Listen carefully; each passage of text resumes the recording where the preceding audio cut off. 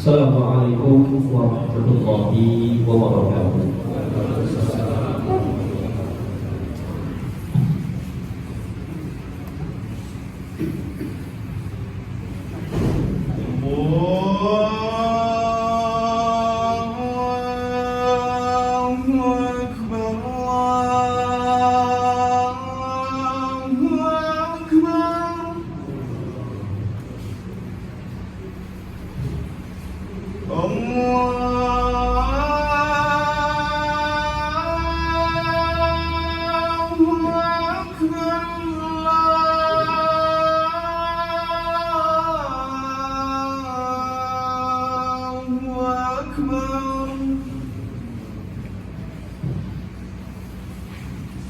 أشهد أن لا إله إلا الله.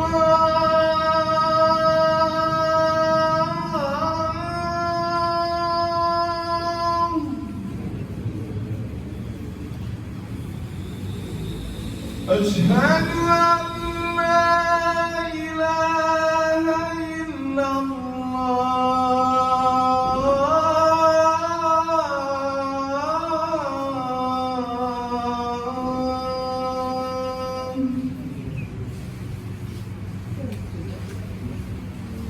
أشهد أن محمدًا رسول الله.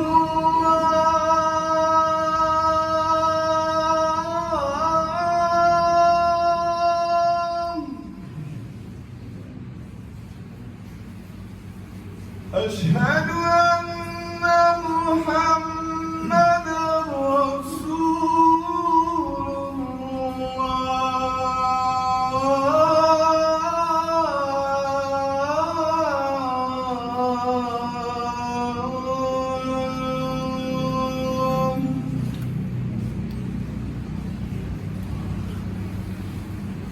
حي على الصلاة.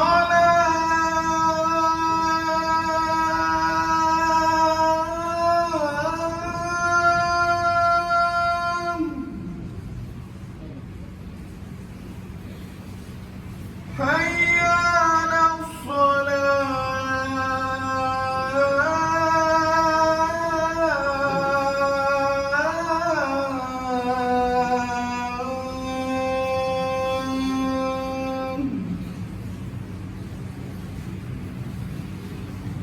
حي على الفلاح.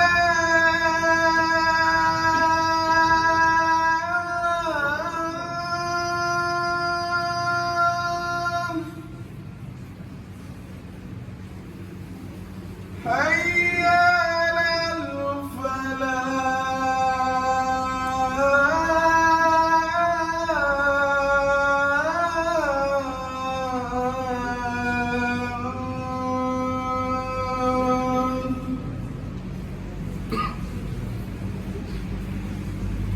الله أكبر. الله أكبر. لا إله إلا الله.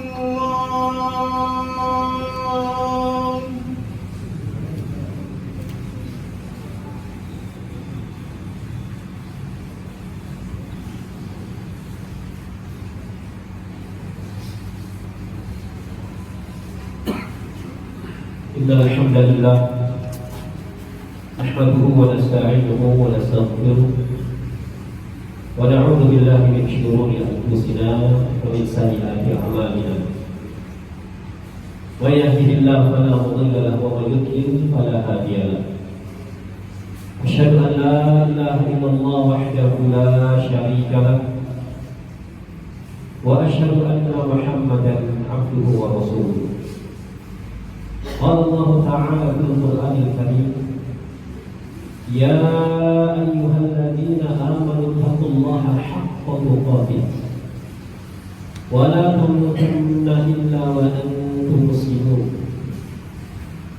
يا أيها الناس اتقوا ربكم الذي خلقكم من نفس واحدة وخلق منها زوجها وبث منهما رجالا كثيرا ونساء واتقوا الله الذي تساءلون به والأرحام إن الله كان عليكم رقيبا يا أيها الذين آمنوا اتقوا الله وقولوا قولا سديدا يصلح لكم أعمالكم ويغفر لكم ذنوبكم ومن يطع الله ورسوله فقد فاز فوزا عظيما أما بعد فإن أصدق الحديث كتاب الله وخير الهدي هدي محمد صلى الله عليه وسلم وشر الأمور محدثاتها فإن كل محدثات بدعة وكل بدعة ضلالة وكل ضلالة في النار. Jamaah kaum muslimin sedang berdoa rahimahullah. Alhamdulillah kita bersyukur kepada Allah Subhanahu wa taala atas segala nikmat dan karunia yang Allah berikan kepada kita semua, berupa nikmat iman, Islam, nikmat sehat walafiat, yang mana dengan semua nikmat tersebut di siang hari ini, hari Jumat Sayyidul Ayyam, kita dapat bersama-sama berkumpul di tempat ini untuk menunaikan salat Jumat berjamaah. Semoga salawat dan salam tercurah kepada Nabi besar Nabi Muhammad sallallahu alaihi wasallam, kepada keluarganya, kepada para sahabatnya, dan kepada umatnya hingga akhir zaman kelak. Tak lupa juga kami wasiatkan kepada diri kami pribadi maupun kepada jamaah sekalian dan senantiasa meningkatkan kualitas keimanan dan ketakwaan kita kepada Allah Subhanahu wa taala. Karena takwa adalah sebaik-baik bekal menuju kampung akhirat kelak. Sebagaimana Allah Subhanahu wa taala berfirman, "Wa tazawwadu fa inna khairaz zadi taqwa." Berbekalah, sungguh sebaik-baik bekal adalah ketakwaan kepada Allah Subhanahu wa taala. Jamaah kaum muslimin sedang Jumat rahimahullah.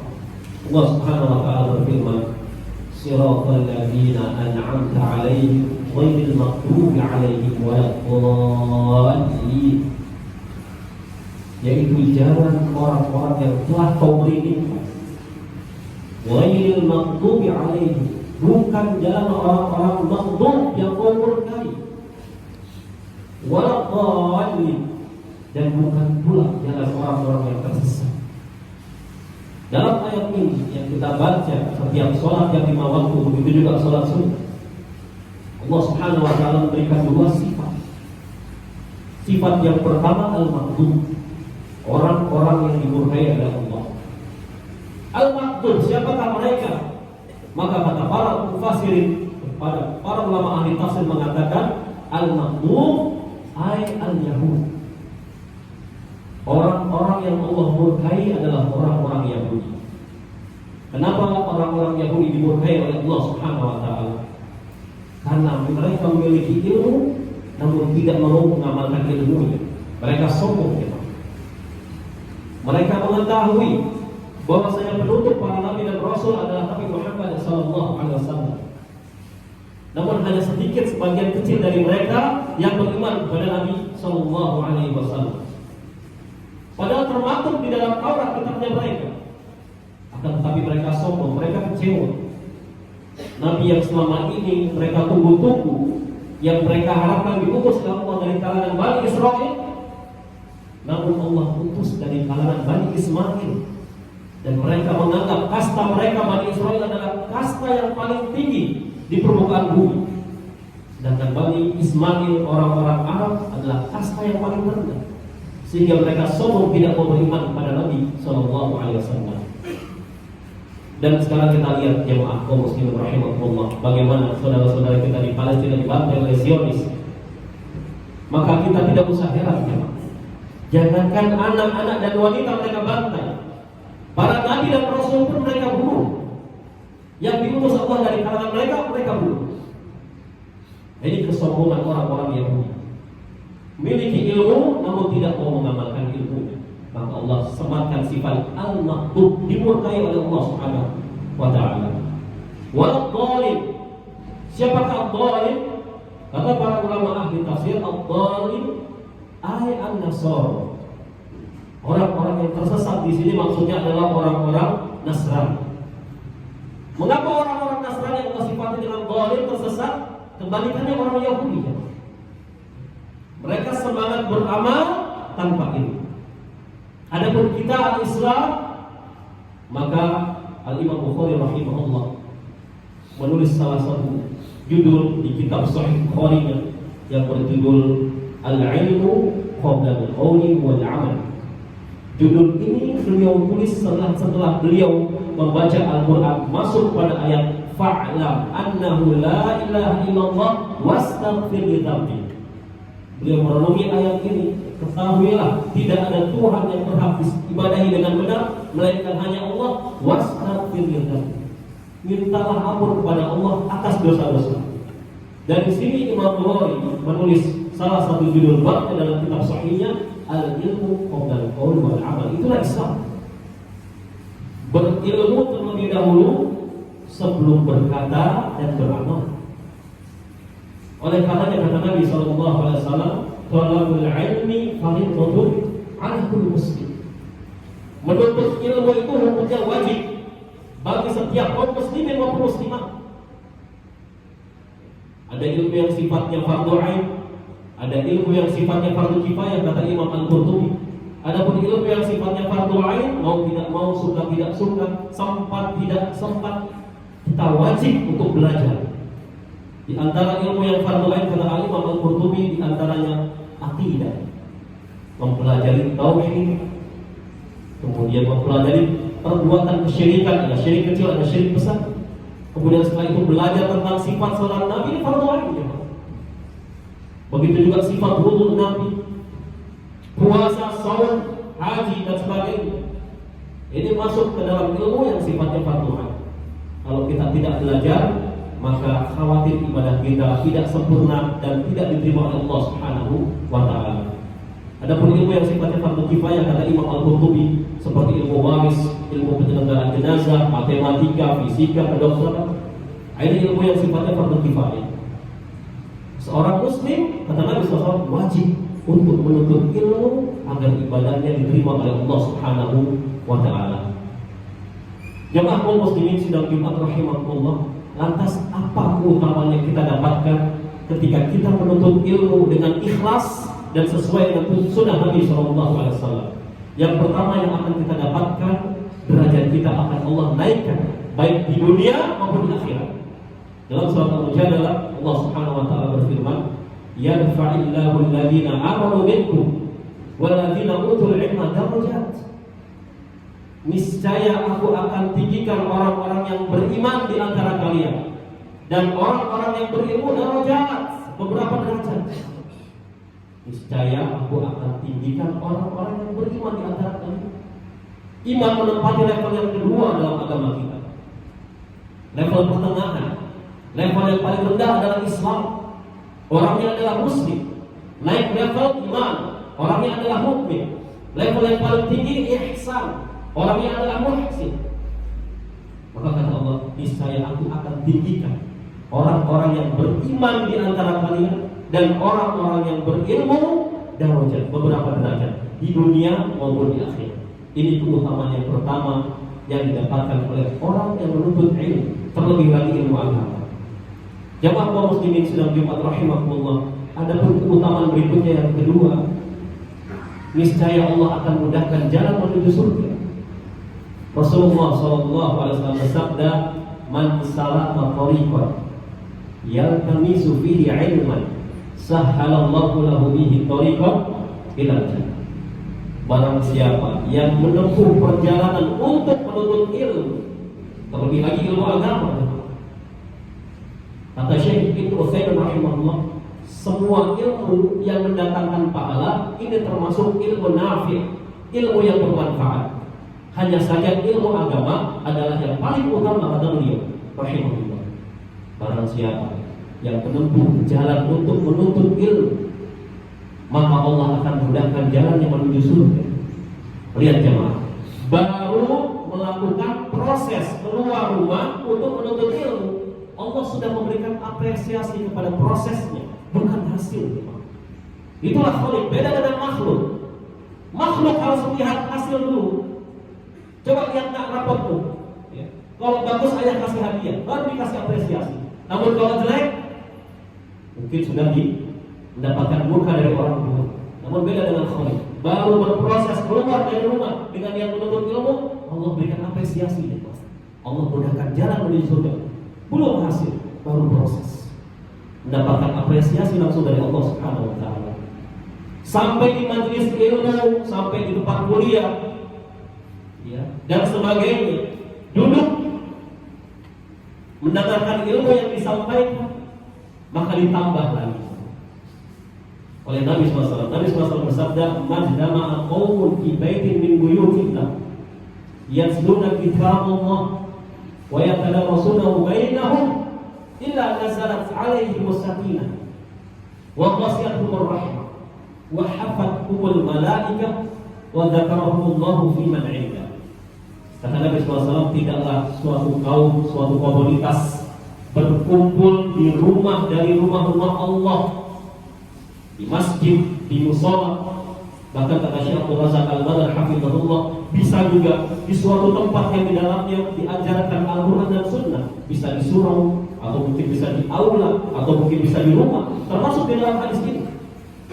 Tidaklah turun kepada mereka illa nazalat alaihi wasakinah. Berangkatnya dapat apresiasi dari Allah, dimudahkan menuju surga, duduk di majelis ilmu, yang pertama mendapatkan sakinah, ketenangan yang hakiki itu ada di majelis ilmu. Kata siapa? Kata Nabi SAW, illa nazalat alaihi wasakinah. Tidaklah turun melainkan sakinah, ketenangan kepada mereka. Kemudian yang kedua, Allah siapkan rahmat, dan diliputi dengan rahmat Allah, kasih sayang Allah. Allah turunkan rahmatnya di antaranya di majlis-majlis ilmu. Kemudian yang ketiga, hafathumul malaikah, dan dinaungi dengan malaikat-malaikat Allah. Di antara keimanan terhadap malaikat-malaikat Allah, yaitu mengimani malaikat-malaikat Allah yang kita ketahui namanya, dan juga yang tidak kita ketahui namanya. Dan ketahuilah bahwasanya jumlah malaikat Allah banyak dan tugasnya beraneka ragam. Di antara tugas-tugas malaikat Allah, ada malaikat yang Allah tugaskan untuk setiap harinya mencari majlis-majlis ilmu. Kemudian mereka menaungi dengan sayap-sayapnya, ridha litalibul ilmi, sebagai bentuk keridhaan terhadap para penuntut ilmu. Dan yang keempat, kata Nabi SAW yang luar biasa, wa dzakarahumullahu fi man 'indah. Ya. Dan Allah menyebut namanya si penuntut ilmu tersebut di arsy. Aku ridho dengan si fulan karena dia menuntut ilmu. Aku ridho dengan si fulana karena dia menuntut ilmu. Sehingga para malaikat pemikul arsy mendengar nama-nama kita disebut oleh Rabbul Alamin. Sehingga terkenalah nama kita oleh penduduk-penduduk langit. Jadi apabila kita ingin nama kita disebut oleh Allah Subhanahu wa Ta'ala, di mana kita harus zikrullah, setiap hari berzikir kepada Allah, menyebut nama Allah. Dan sekarang kita cari cara bagaimana sekarang gantian Allah menyebut nama kita. Salah satu caranya adalah sering duduk-duduk di majelis ilmu. Aku qouli hadza wa astaghfirullah li wa lakum wa lisa'iril muslimin innahu huwal ghafurur rahim.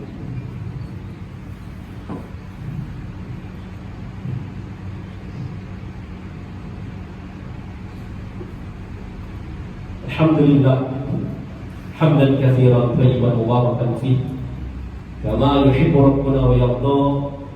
Wassalatu wassalamu ala nabiyyina Muhammadin wa ala alihi wa sahbihi ajma'in, amma ba'd. Jamaah kaum muslimin sedang dimuat rahimakumullah. Salah seorang ulama besar yang bernama Muhammad bin Idris, atau yang lebih dikenal dengan sebutan Al-Imam Asy-Syafi'i rahimahullah, memberikan wasiat kepada para penuntut ilmu, yang wasiat ini patut ditulis dengan tinta emas. Beliau Al-Imam Asy-Syafi'i rahimahullah mengatakan, ya akhi, lan tanala ilma illa bisittatin. Wahai saudaraku, engkau tidak akan mendapatkan ilmu yang bermanfaat illa bisittatin, kecuali dengan 6 modal, 6 perkara. Jadi menurut Imam Syafi'i rahimahullah, seseorang tidak bisa mendapatkan ilmu yang bermanfaat kecuali memiliki 6 modal. Yang pertama kata beliau rahimahullah, hirsun, semangat. Modal pertama, semangat. Dengan semangat kita bisa meraih ilmu yang bermanfaat. Oleh karena kata Nabi SAW, ihris ala ma yanfa'u. Semangatlah terhadap apa-apa yang bermanfaat untuk kalian, buat dunia dan akhirat kalian. Maka kita harus semangat. Terlebih lagi ilmu agama. Ini bermanfaat buat dunia, apalagi urusan akhirat kita. Maka kita harus semangat. Ihris ala ma yanfa'u. Setelah itu kata Nabi SAW, wasta'in billah. Mohon pertolongan kepada Allah. Rabbi zidni ilma. Ya Allah, tambahkanlah ilmu kepadaku. Karena yang berhak menambahkan ilmu itu bukan ustaz, bukan kiai, bukan tuan guru, bukan ajengan, bukan habib. Allah. Maka Allah mengajarkan kepada kita semua, hendaknya senantiasa berdoa. Wa qur rabbi zidni ilm. Dan katakanlah, ya Rabb, wa ya Allah, tambahkanlah ilmu kepadaku. Begitu juga setiap paginya kita diajarkan zikir oleh Nabi SAW. Allahumma inni as'aluka ilman nafi'an wa rizqan thayyiban wa amalan mutaqabbalan. Ya Allah, berikanlah hamba ilmu yang nafi', ilmu yang bermanfaat, wa rizqan thayyiban, dan rezeki yang thayyib, wa amalan mutaqabbalan, dan amal yang diterima. Kemudian yang terakhir kata Nabi SAW, wa la ta'jas, jangan kau lemah, jangan putus asa, jangan pesimis apabila kita menemui kesulitan di pertengahan jalan menuntut ilmu. Jangan pesimis, karena pesimis itu bukan sifat seorang muslim. Seorang muslim optimis. Maka kita harus optimis, insya Allah bisa. Imam Malik sebelum menjadi imam, kehabisan perbekalan dalam menuntut ilmu.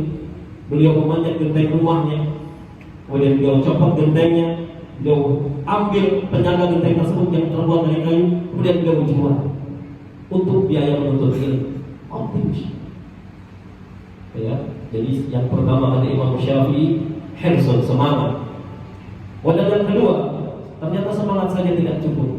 Ada modal yang kedua. Apa itu? Kata Imam Syafi'i rahimahullah, ijtihad.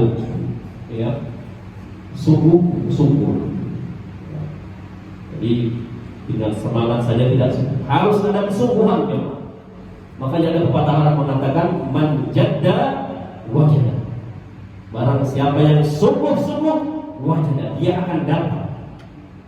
Ini yang kedua. Yang ketiga kata Imam Syafi'i rahimahullah, zakiyun, butuh kecerdasan untuk mendapatkan ilmu yang bermanfaat. Syekh Utsaimin rahimahullah mengatakan semua manusia dilahirkan ke bumi ini dengan kecerdasan yang diberikan oleh Allah, namun berbeda-beda level kecerdasan. Kita semua ini cerdas, tergantung kita sering mengasahnya atau tidak. Jadi butuh kecerdasan. Kemudian jemaah kaum muslimin rahimahumullah, modal yang keempat kata Imam Syafi'i rahimahullah, butuh perbekalan, butuh fulus, butuh uang untuk mendapatkan ilmu yang bermanfaat. Mungkin kalau sekarang untuk beli bahan bakar ke kampus atau ke majelis ilmu, untuk beli peralatan tulis, beli kitab, atau untuk membentuk anak kita sebagai anak yang soleh di pesantren, butuh uang untuk bayar SPP.